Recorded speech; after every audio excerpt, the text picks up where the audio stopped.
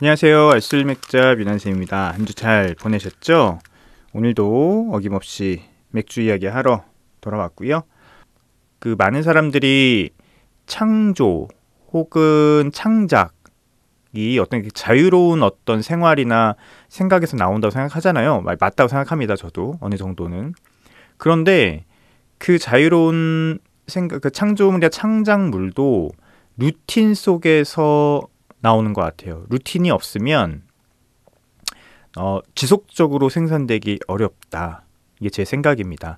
그러니까 그 창조물이나 창작물에 대한 아이디어는 자유로운 생각, 혹은 뭐 이게 조금 뭐랄까요, 뭐 그런 어떤 멍한 시간을 갖는다든지 어떤 그런 자유로운 그런 분위기나 생각에서 나오지만 그 자유로운 생각을 창작물로 지속적으로 생산을 해내기 위해서는 루틴은 반드시 필요하다. 오늘 맥주 스타일 아는 척하기는 드디어 올드에일 쪽으로 넘어가요. 올드에일, 뭐 발리 와인 이런 쪽으로 넘어가고요. 스카치 에일, 이제 유럽 쪽의 알코올 도수가 높은 맥주들로 오늘은 시작할 것 같고요. 아마 다음 주까지 할 것 같은데 얘기를 진행해 보겠습니다. 아주 많은 얘기를 할 건 없어요. 이 스타일에서는. 그리고 이제 배럴 에이지드 맥주들이 있는데 여기도 아주 크게 얘기할 건 없죠. 하지만 배럴 에이지드 맥주 같은 경우는, 비어 같은 경우는 요즘 가장 트렌디한 스타일이기도 하고 미지의 영역이기도 하고 가장 흥미롭게 생각하는 영역이기도 합니다. 개인적으로. 맥주 소개하는 시간은 하나 가져왔는데요. 오늘 사무엘 스미스의 인디아 에일이에요.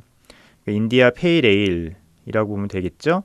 인디아 에일이라고 하는 거는 진짜 옛날 이름입니다. 인디아 페일 에일이 제가 저번에 인디아 페일 에일 IPA 시간에 말씀드렸지만 굉장히 다양한 이름으로 불렸고요. 이 인디아 에일은 진짜 올드한 이름이고요. 여기 라벨도 보면은 동인도 회사를 인도를 연상시키는 그런 라벨도 좀 붙어 있습니다. 사무엘 스미스에서 인디아 페일에일하고 페일에일이 나왔는지 몰랐어요. 저번 주에 맥주를 마시다가 우연히 발견해서 한 병 구매를 해서 마셨고요. 이 맥주는 제가 좀 더 많이 구매를 해서 마셔볼 생각입니다. 어쨌든 사무엘 스미스 인디아 페일에일 솔직히 향미적으로 크게 얘기할 건 없지만 어쨌든 이 얘기를 맥주실록 시간에 다뤄보도록 하죠. 첫 번째 곡은 세상은 나에게, 김원준 노래였고요. 진짜 오래된 노래죠. 30년 된 노래 같은데 오늘은 90년대 노래로 한번 쭉 가보죠. 두 번째 노래는 이승환의 2호 공감 듣고 오겠습니다.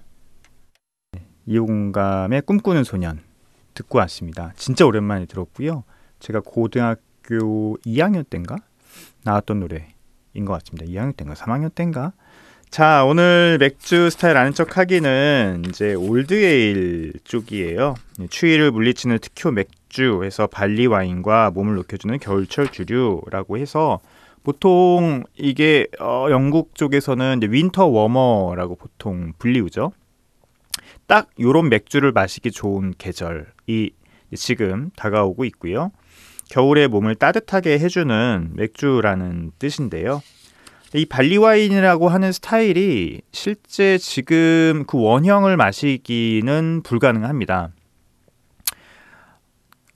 일단 발리 와인이라고 하는 맥주 스타일은 와인이 아니고요. 직역을 하면 뭐 보리 와인이라고 하죠. 물론 이 이름이 붙여진 것에 대한 여러 가지 썰들이 있어요. 뭐 로마 시대 때 로마군이 영국 쪽인가? 뭐 어디를 가서 게르만 쪽인가 어디 가서 그 높은 도수의 맥주를 마시고 마치 와인과 같다. 뭐 이렇게 해서 뭐 발리 와인이라는 이름이 붙여졌다고는 그런 썰도 있고 뭐 여러 가지 썰들이 있는데 그게 중요한 것 같지는 않고요. 그 이름 자체가. 어쨌든 맥주인데 와인만큼 알코올 도수가 높아서 불려진 별칭이기도 합니다. 이 발리 와인은 이름이 한 개가 아니에요. 그러니까 이게 영국의 알코올 도수가 높은 맥주들을 부르는 여러 가지 이름들이 있어요. 지금 발리 와인도 그렇고요. 그리고 올드 에일, 스탁 에일, 아까 얘기했던 윈터 워머, 뭐 이런 식의 다양한 이름들이 있습니다. 그러니까 이런 이름들은 그냥 그 영국에서 뭐 시골이나 뭐 이런 가정에서 겨울철을 대비해서 만든, 겨울철에 마시려고 만든 높은 도수의 맥주들을 부르던 그냥 이름들이었어요. 그런데 이 이름을 오피셜하게 브랜딩한 맥주 회사가 있었죠. 그게 바로 바스였어요. 이 바스가 바스 넘버 원이라고 하는 맥주를 20세기 초에 내놓으면서 이제 그 발리 와인이라고 하는 이름을 정식 맥주 이름으로 쓰면서 브랜딩 시켰죠. 그런데 영국 맥주 역사를 쭉 보면은 지금은 영국 맥주가 알코올 도수가 굉장히 낮고 전반적으로 맥주의 어떤 그 강도가 약합니다. 향미도 약한 편이고요. 좀 플랫한 편이죠. 모든 향미나 알코올 도수나 이런 것들이, 쓴맛도 역시 마찬가지고요. 그런데 영국 맥주 원래 그랬느냐? 아니에요. 영국 맥주가 상당히 알코올 도수가 높았던 맥주들이 많습니다. 특히 뭐 올드에일 같은 경우도 그렇고, 버튼에일도 역시 마찬가지죠. 버튼에일 같은 경우가 어떻게 보면 알코올 도수가 높은 맥주들을 오래전부터 만들어 왔고 브랜딩이 해왔던 그런 맥주들이에요. 그러니까 버튼에일이면 버튼온트렌트의 에일인데, 이 버튼온트렌트 에일 맥주들, 지금 뭐 IPA나 뭐 페일에일 말고 그 전에 버튼 뭐 올드에일이라고 부르기도 하고 버튼 에일이라고 불리기도 하는 이런 맥주들은 굉장히 알코올 도수가 높았어요. 주로 이쪽에 러시아 쪽이나 이쪽에 수출을 또 많이 했던 맥주들이어서 그렇기도 하고요. 그래서 기록을 보면은 이 버튼 에일 같은 경우는 막 진짜 끈적끈적했다고 하는 얘기들도 있어요. 그리고 그때 이제 오리지널 그래비티 초기 비중의 그 기록들을 보면은 진짜 높습니다. 뭐 1.10 넘어가는 것들도 있고요. 1.090 뭐 이렇게 넘어가는 것들도 있거든요. 그럼 거의 뭐 9도에서 10도까지 올라가는 알코올 도수가 볼륨 기준으로 뭐 그런 맥주들이 있었던 거죠. 그런데 이제 영국 같은 경우는 이제 지금은 알코올 도수에 세금을 붓기 때문에 전반적으로 알코올 도수를 낮추는 경향도 있었고, 또 세계 2차 대전 이후에 어떤 식량 문제 때문에 곡물을 맥주에 많이 쓰지 않았던 뭐 그런 것도 있습니다. 그러다 보니까 지금의 영국 맥주들은 전반적으로 조금 대부분 좀 플랫하고 좀 강도가 세지 않은데 원래 영국 맥주가 그러진 않았어요. 하여튼 그렇습니다. 그래서 이 발리 와인, 뭐 올드에일, 스타게일 이런 것들은 그 맥주를 만들어 먹는 가정이나 혹은 뭐 일반 동네 펍에서는 굉장히 많이 팔았던 한때 맥주였고, 그리고 뭐 한때 20세기 초에는 이제 브랜딩화 되기도 했지만 이게 또 사라졌던 맥주죠. 예, 거의 사라졌던 맥주입니다. 근데 이걸 다시 끄집어낸 게 바로 미국의 크래프트 씬이었고요. 또 그러면서 복원되기 시작했다고 볼 수 있겠고, 가장 복원을 좀 적극적으로 한 곳은 역시 플러스였죠. 그래서 플러스에 지금 발리 와인이 있습니다. 한국에도 수입이 된 적이 있었는데 요즘은 수입이 안 되는 것 같고요. 굉장히 가격도 괜찮고, 알코올 도수가 8도짜리 발리 와인, 그러니까 영국 맥주 중에서 알코올 도수가 8도까지 올라가는 것을 쉽게 보지 못하셨을 텐데, 어쨌든 플러스에서 그 맥주를 수입을 했었어요. 그런 맥주들이 있었죠. 그리고 현재 발리 와인이라는 스타일을 이제 다시 재해석하고 이제 적극적으로 만드는 곳은 역시 미국 쪽이고요. 미국에서는 올드 포그온이라고 하는 1975년에 앵커 브루어리에서 나온 이 올드 포그온이 이 아메리칸 발리 와인의 시초라고 볼 수 있습니다.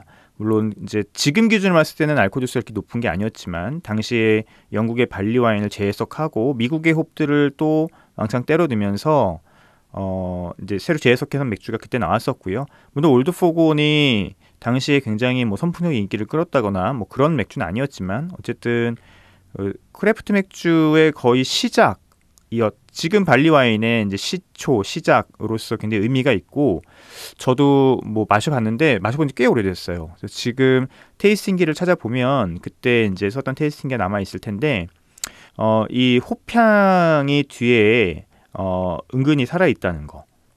그리고 약간 그 색깔이 짙었기 때문에 약간 건자두와 약간 레지니한 그 몰트 플레이버들이 되게 섬세하게 남아 있었다라는 기억은 납니다. 그때 이 올드 포그원이 시작이었고 지금 크래프트 씬들은 정말 이 알코올 도수를 극단적으로 올리고 향미를 굉장히 높인 그런 맥주, 그런 발리 와인들을 지금 만들고 있죠. 그래서 단순히 알코올 도수만 높인 게 아니고 지금은 이제 배럴에 넣어서 다양한 그 베리에이션들을 만들고 있습니다.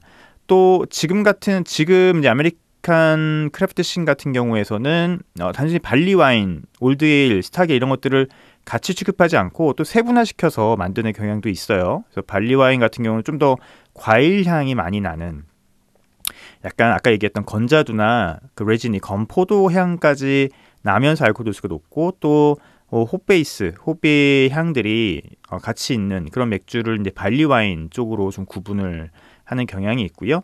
그다음에 올드에일 같은 경우는 어떤 그런 그 색깔이 좀 더 짙고 그 다음에 초콜릿티한 그런 어떤 모습들, 몰티한 모습들이 더 많이 올라오는, 그러니까 건자두와 건포도 같은 몰티함이 아니고 초콜릿 같은 그런 몰티함들을 갖고 있으면서 알코올 도수가 높은 그런 올드에일들이 나오고 있죠. 그리고 올드에일하고 스타게일은 거의 이제 같은 의미라고 보시면 될 것 같아요. 그래서 뭐 가장 대표적인 그 아메리칸 올드에일, 뭐 스타게일 같은 경우는 뭐 스타게일 있죠. 스타게일 있고 그 맥주 같은 경우는 빈티지를 갖고 있는 그런 맥주고요.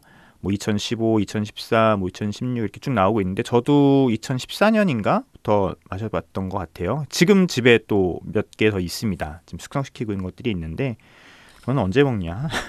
마셔야 되는데 그렇습니다. 그리고 발리 와인 같은 경우는 요즘 국내 한국 크래프트 씬에서도 꽤 많이 만들고 있어요. 근데 단순히 알코올 도수를 높인 맥주가 아니고 국내에서도 발리 와인이지만 배럴 에이지드가 된 그런 맥주들이 지속적으로 나오고 있죠. 그래서 요즘 스타게일이나 올드에일 혹은 발리 와인은 배럴에 숙성시키는 그런 트렌드가 더 많은 것 같습니다. 뭐 그것 역시 옛날의 모습들을 역시 재해석한 거라고 볼 수 있어요. 그러니까 예전에 이런 발리 와인, 올드에일, 스타게일 같은 경우는 뭐 가정에서 만들어 먹었거나 아니면 펍에서 혹은 에일 하우스에서 만들었었던 그런 맥주들이기 때문에 대부분 배럴에서 숙성을 시켰거든요.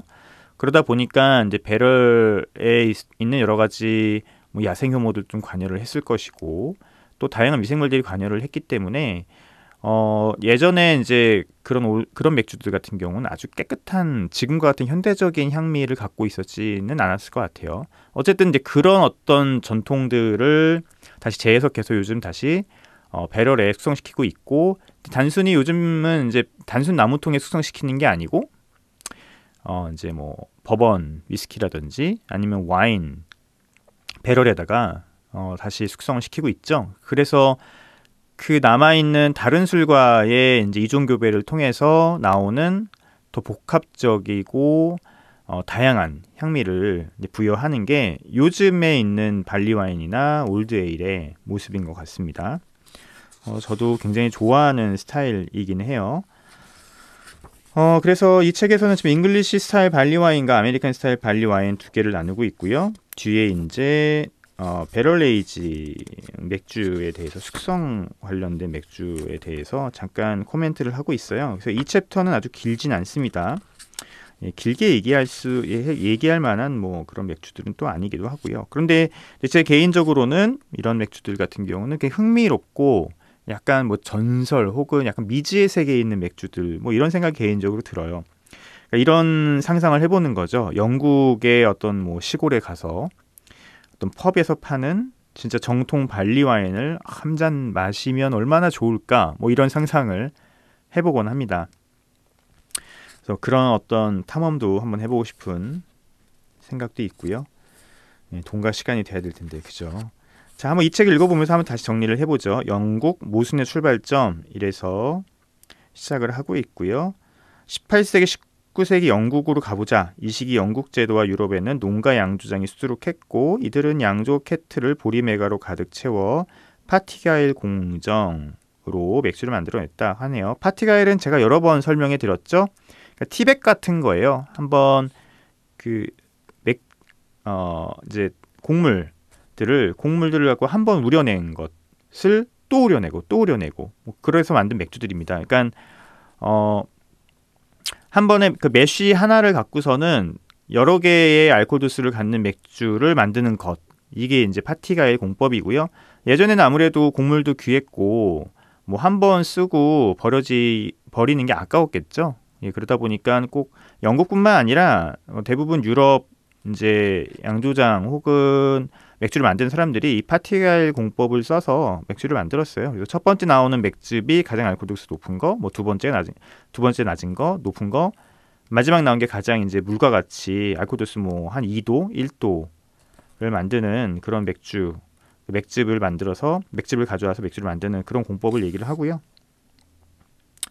여기도 보면은 파티가일 양조 공법을 생각할 때 한 번 쓴 티백을 다시 쓰는 동전 하나라도 벌벌 떠는 할머니를 연상하면 도움이 될지도 모르겠다. 예, 맞는 말이죠. 첫 번째 생산부는 가장 도수가 높은 맥주가 나오고 그 다음부터는 뜨거운 물을 부을 때마다 도수가 점점 약해진다. 이게 파티가일 공법이고 요즘은 거의 쓰지 않습니다. 거의 쓰지 않는 게 아예 쓰질 않죠. 그래서 첫 번째 나오는 산물이 메가즙인데 여기엔 발효 가능한 알짜배기 당분들이 들어있어 효모가 이를 알코올로 바꿔준다. 그렇죠? 그리고 두 번째 공정에서는 보통 맥주가, 세 번째 공정에서는 당분이 충분히 남아있을 경우 스몰이라는 맥주가 만들어졌다. 그래서 스몰 비어가 이제 여기서 유래하기도 했고요. 옛날에는 마일드 에일이라고 하는 맥주도 솔직히 이런 데서 유래가 좀 된 거죠. 금방 발효를 해서 금방 먹는 맥주, 알코올 도수가 낮은 이런 맥주를 우리가 스몰 비어라고도 하고 마일드 에일이라고도 했습니다. 그래서 이제 도수가 덜 센 맥주들은 빨리 마셨다고 여기도 나오고 있고요. 하지만 알코올 도수 높은 것들은 더 오래 보관을 해서 마셨다고 합니다. 사람과 마찬가지로 효모도 알코올 도수가 높은 상태에선 제대로 기능하지 못한다라고 했는데 이제 옛날 얘기죠. 요즘은 안 그런데 옛날에는 일반적으로 알코올 도수가 8도까지만 맥주 효모가 감당할 수 있었다. 톨러런스를 얘기하는 건데 그랬기 때문에 너무 높은 도수의 너무 많은 맥즙, 너무 뭐랄까 당도가 높은 당화가 잘 된 맥즙 같은 경우에는 맥주 효모 자체가 대응을 못하는 경우가 이제 아주 옛날에 있었다라고 하는 겁니다. 지금은 아닙니다. 지금은 효모가 많이 개량되고 그래서 훨씬 높은 알코올 도수를 대응할 수 있는 효모들이 요즘은 많고요. 뭐 그래서 이제 이 효모들을 다시 살리기 위해서 뭐 이런저런 뭐 공법을 썼다라고 하는 내용이 쭉 나오고요. 그래서 이런 효모들이 만들어낸 그 맥주들이 길어진 발효 숙성을 통해서 고도수 맥주의 결정판인 깊은 풍미의 발리 와인을 만들어냈다고 얘기하고 있습니다. 포도에서 발효된 그 어떤 것 못지않게 복잡하고 다면적인 풍미층이 형성되었다라고 하네요. 여기도 이제 발리 와인을 얘기할 때 뭐 와인과 전혀 상관이 없다라고 얘기를 하고 있어요. 만약 1800년대에 한 바에서 발리 와인을 주문했다면 이상한 은총을 받았을 것이다. 이 우람한 맥주는 스트롱 에일, 윈터 워머, 스톡 에일, 올드 에일 등 와인이란 말이 들어가지 않은 여러 가지 별칭으로 불렸고 숙성용 나무통에 간단히 X를 여러 개 그어 놓은 경우도 많았다. 그렇죠. 여기도 얘기하고 있죠. 그래서 이제 발리 와인이 알코올 도수가 높은 영국의 이제 에일들을 얘기를 하고요. 이거는 올드 에일이나 스트롱 에일이나 스탁 에일 같은 그런 다양한 이름으로 불렸다고 얘기를 하고 있습니다. 발리 와인은 1903년이 되어서야 상업적으로 사용되었고 지금의 바스 브루어리가 바스 넘버 1 발리 와인을 출시했다. 네, 그렇죠. 1903년에 이걸 출시했고요. 그리고 의학저널에 실은 광고에서 바스는 자사의 이 왕실 토닉이 수유한 엄마뿐만 아니라 소화불량, 불면증, 빈혈, 허약체질 등 온갖 질환에도 적합하다고 광고했다라고 하네요. 20세기 초에만 해도 맥주가 이렇게 약 대신 얘기가 나오고 쓰이는 경우들이 확실히 있었습니다. 그래서 그냥 개념을 이렇게 잡으시면 될 것 같아요. 그래서 여기 세부적으로 두 가지를 다시 구분해서 나왔고요. 잉글리시 스타일 발리 와인이랑 아메리칸 스타일 발리 와인 두 가지 얘기하고 있고, 뭐 WBC나 아니면은 BJCP 같은 그 맥주 심사 가이드라인에도 보통 두 가지를 구분해서 이 가이드라인, 그 맥주 스타일 가이드라인을 내놓고 있습니다. 시간이 흐르면서 영국의 발리 와인은 고유한 특성을 잃었다. 오늘날의 메가 음료와 거의 똑같이 풍미보다는 알코올 도수만으로 판매되었고, 심지어 발리 와인의 대명사 바스 넘버원은 생산이 중단되었다 라고 합니다. 1995년인가 중단된 걸로 제가 알고 있어요. 그래서 거의 이제 사라졌던 맥주예요. 사라졌던 맥주고, 왜 사라졌냐면 높은 메가 함량으로 양조하는데 비용이 많이 드는 데다가 영국 맥주는 알코올 함량에 따라서 세금을 붙였기 때문에 영국에서는 알코올 도수가 높은 맥주를 생산하지 않았다라고 얘기하고 있고요. 그래서 지금 뭐 잉글리시 발리 와인이라고 하면 뭐 나오는 곳이 있겠죠. 그런데 가장 그냥 대중적으로 나오는 게 바로 플러스, 플러스의 발리 와인이라고 보시면 될 것 같아요. 알코올 도수 8도짜리. 그 맥주를 마시면은 건자두 향과 건포도 어떤 레지니한 향들이 배어 있는데 바디감이 아주 또 그렇게 묵직하진 않습니다. 약간 미디움 풀바디의 바디감을 갖고 있고, 마시기는 굉장히 편해요. 알코올 도수가 있긴 하지만 이렇게 팍팍 튀어오르진 않고, 뭐 8도 정도의 알코올이니까 마시면 뒤에서 은근하게 이제 따뜻함이 올라오는 정도를 느낄 수 있기 때문에 마시기 나쁘지 않고 굉장히 마시기 편한 그런 발리 와인이라고 보시면 될 것 같고요. 진짜 딱 요런 날씨에 한 잔 마시면 너무너무 좋은 맥주가 바로 이 플러스의 발리 와인이라고 보시면 될 것 같습니다. 그 맥주가 다시 좀 한국에 들어왔으면 좋겠네요. 그 좋은 맥주들이 한국에 다 들어왔었는데 지금 마시지 못한다는 게 좀 아쉽기도 합니다. 아메리칸 스타일 발리 와인은 다시 읽어볼까요? 미국의 경우 발리 와인을 마셔본 사람이 거의 없었는데 1975년 샌프란시스코 앵커가 올드 포그원 발리 와인 스타일을 출시했다라고 하죠. 그죠? 이 맥주가 아메리칸 발리 와인의 시초기도 하고요. 뭐 지금 크래프트 맥주의 대부분의 시작이기도 해요. 그러니까 이 올드 포그원, 뭐 리버티 에일, 앵커 포터, 이 1970년대 중반에 앵커 브루어리가 만들었던 이 많은 맥주들이 지금 아메리칸 크래프트 맥주 스타일의 대부분의 기초이자 시작이죠. 이 회사는 새로운 영역을 탐험하면서 아메리칸 페일에일과 IPA의 결정적인 풍미를 내는 꽃향의 캐스케이드 홉을 다량으로 사용했다. 네, 캐스케이드 홉도 정말 실험적으로 다량으로 사용한 곳이 바로 앵커 브루어리고요. 이렇게 개척의 나팔이 울려 퍼진 상황에서 미국과 캐나다 양조업체들은 임페리얼 IPA와 달리 메가를 강하게 부각시키면서 홈 역시 다량으로 사용했다. 이는 미국을 휩쓴 발리 와인 스타일의 결정적인 요소가 되어 화로에 불붙은 사람들에게 열광적인 반응을 얻었다. 그쵸? 이게 미국 아메리칸 발리 와인의 특징이죠. 몰티함을 강조를 하면서 홉도, 미국의 홉도 뒤에 사용되고 알코올 도수도 대부분 10도 이상의 어떤 그런 강함을 갖는 게 바로 아메리칸 스타일 발리 와인의 특징이고요. 역시 약간 과일 같은 향들의 어떤 풍미를 강조를 하고 있습니다. 발리 와인에선, 아메리칸 발리 와인에선. 근데 그 과일 같은 풍미는 또 트로피컬하거나 시트러시한 풍미는 절대 아니에요. 아까 얘기했듯이만 건자도와 건포도, 그리고 옅은 초콜릿 같은 그런 몰티에서 올라오는 풍미, 그런 과일 향을 얘기를 하고요. 그리고 홉향은 홉은 많이 쓰지만 이렇게 도드라지진 않습니다. 이렇게 IPA나 그런 좀 도드라지진 않고 뒤에서 이건 난 아메리칸 홉을 넣었어라고 하는 느낌을 뒤에서 갖는 그런 어떤 스타일이라고 보시면 됩니다. 여기도 보면은 뭐 헤어 오브 더 독, 헤어 오브 더 독 맥주가 지금은 이제 단종됐죠. 헤어 오브 더 독이 클로스는 IBU 70에 ABV 11.5%를 갖고요. 뭐 다른 맥주들도 보면은 IBU 100에 뭐 알코올 도수 11.5%. 뭐 이렇게 굉장히 이제 익스트림한 스타일로 미국 크래프트 씬에서는 지금 하고 있죠. 예, 재해석하고 만들고 있습니다. 네, 그렇게 보시면 될 것 같습니다. 그래서 여기 가장 대표적인 아메리칸 스타일의 발리 와인을 또 소개하고 있는데요. 그나마 한국에서 드실 수 있는 그 아메리칸 발리 와인 중에 좀 접근하기 쉬운 맥주가 이 빅풋이에요. 시에라 네바다의 빅풋이고요.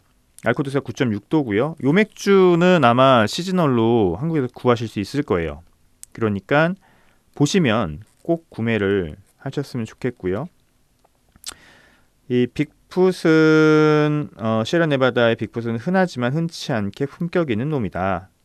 녹빛의 이 맥주는 과일 향과 강한 쓴맛에 억제된 메가의 달콤함을 선사한다. 숙성되면서 뒷배경으로 물러나는 홉 덕분에 맥주가 균형감을 찾는다. 네, 어디서나 구할 수 있어 지하 저장고에 가장 선호하는 맥주다. 예, 이게 가장 대중적인 지금 아메리칸 발리 와인이라고 보시면 될 것 같고, 역시 빅풋 같은 경우도 뭐 시에라네바다야 미국 홉을 되게 적극적으로 쓰는 브루어리인데 이런 발리 와인 스타일에서는 미국 홉 향이 아주 도드라지진 않습니다. 뒤에 배경으로 살짝 깔려 있을 뿐이고요. 몰트에서 올라오는 그런 약간 건자도 같은 건포도 같은 향들이 베이스에 있는 그런 맥주라고 볼 수 있죠. 자, 여기 이제 숙성의 문제라고 해서 이제 이 챕터의 마지막을 얘기를 하고 있는데요. 10대 양 청소년 시절 뭐 어쩌고저쩌고 얘기 나오고 있고, 반려하는 구입 즉시 마실 수 있었다고 합니다. 숙성을 이제 어떻게 보냐, 뭐 이런 문제를 다루고 있어요. 여기 보면은 미국의 일부 양조장들은 우리는 구입 즉시 즐긴다는 전제 아래 발레 와인을 제조합니다 라고 하고, 이게 덕레비 크래프트 브루어리에서 얘기를 하고 있고요. 제가 생각하기에 맥주란 저장하는 게 아니라 마시는 것이죠. 뭐 양조사의 철학이겠죠. 그러니까 이런 철학들이 있어요. 그러니까 옳고 그름의 문제가 아니고, 만약에 내가 발리 와인을 만든다 하더라도 야, 이건 저장하지 말고 바로 마시는 게 뭐 중요해라고 만약에 그 맥주를 만들었다 하면 그 바로 마시면 될 것 같고요. 그런 맥주를 뭐 숙성해서 마셔도 크게 문제는 없죠. 예, 그거는 개인의 또 자유이기도 합니다. 그렇긴 해도 일부 발리 와인은 시간과 함께 숙성돼야 그 제대로 된 맛이 난다. 뭐 그럴 수도 있고요. 펜실바니아의 튜레그스 양조장의 플라잉 모플랜을 예로 들어보자. 뭔지 모르겠어요. 어쨌든 뭐 치누쿠 워리어 심코업으로 만드는 이 발리 와인은 무조건 숙성을 해야 되네요. 적어도 4개월 동안 저장해 알코올 기운과 홉의 성질을 가라앉힐 것을 권장한다. 그렇죠. 너무 튀면은 가라앉히는 게 중요합니다. 그러니까 이것도 이렇게 양조장이나 양조사가 이렇게 제안을 해주면 되게 땡큐한 거예요. 근데 어떤 맥주들은 마시는 사람이 마셔보고 이건 더 숙성이 필요해 라고 결론을 내리거나 권유를 해야 될 경우들이 있죠. 근데 그렇기 때문에 솔직히 소믈리에들이 필요한 거거든요. 전문가가 필요한 거죠. 이 맥주를 마셔보고 이건 그냥 바로 마시세요. 아니면 이 맥주는 조금 더 숙성이 필요합니다. 뭐 6개월 숙성이 필요합니다. 1년 숙성이 필요합니다. 그렇게 얘기를 해주는 사람들이 이제 전문가들이 필요한 거고, 제가 라디오를 통해서나 이제 혹은 제 인스타를 통해서 제가 마신 맥주들에서 그런 코멘트를 남기거든요. 이건 좀 더 숙성이 필요하다. 이건 더 마셔도 된다. 이건 바로 마셔도 된다. 뭐 이런 식의 얘기를 하는 이유도 뭐 그런 거죠. 발리 와인 병에는 이 양조장의 저장용 시리즈, 리졸브 시리즈 제품과 마찬가지로 구입 후 밀랍마기를 딸 때까지 기다려야 정말 좋게 마실 수 있는 그런 것들도 있다라고 하네요.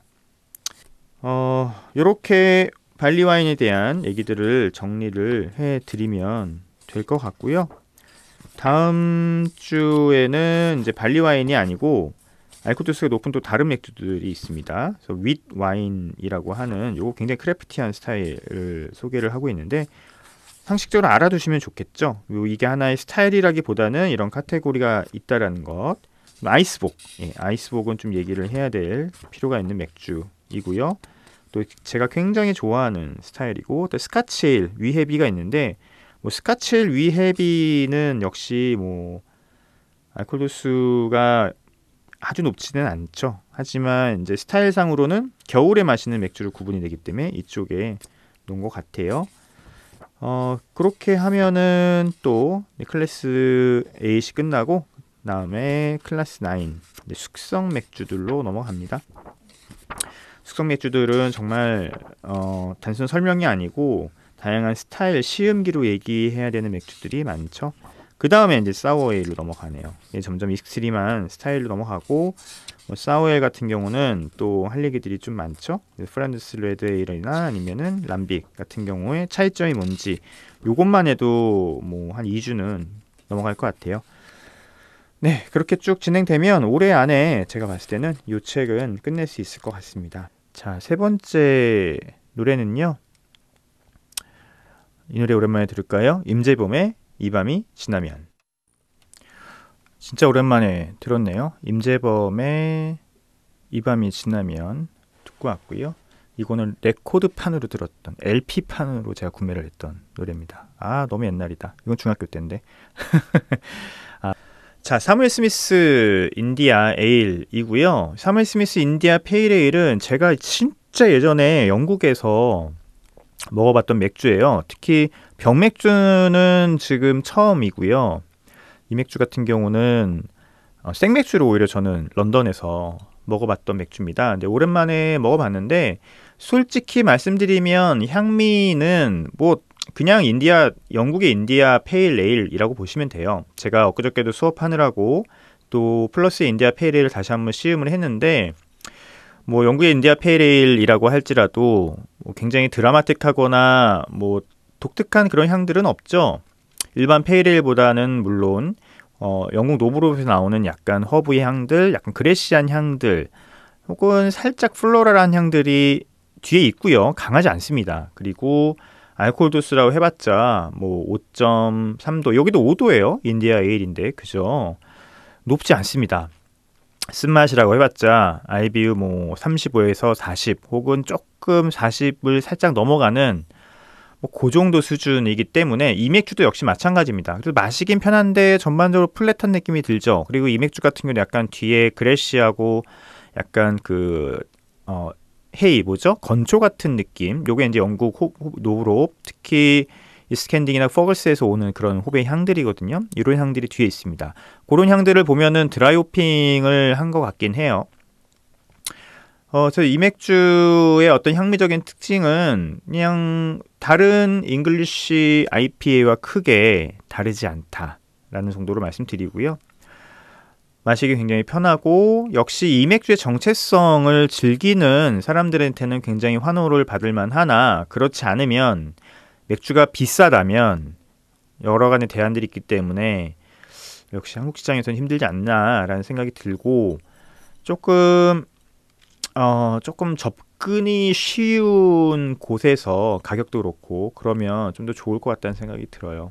저희 같은 사람들이 훨씬 더 홍보하고 알리고 이런 맥주의 매력을 더 많이 얘기할 필요가 있겠죠. 저도 좀 적극적으로 그러고 있는 편이고요. 제가 영국 맥주를 좋아하기 때문에 그렇습니다. 이 사무엘 스미스는 굉장히 오래된 브루어리예요. 이 브루어리가 1700년대 이제 중반 후반에 이제 시작된 그런 곳이고요.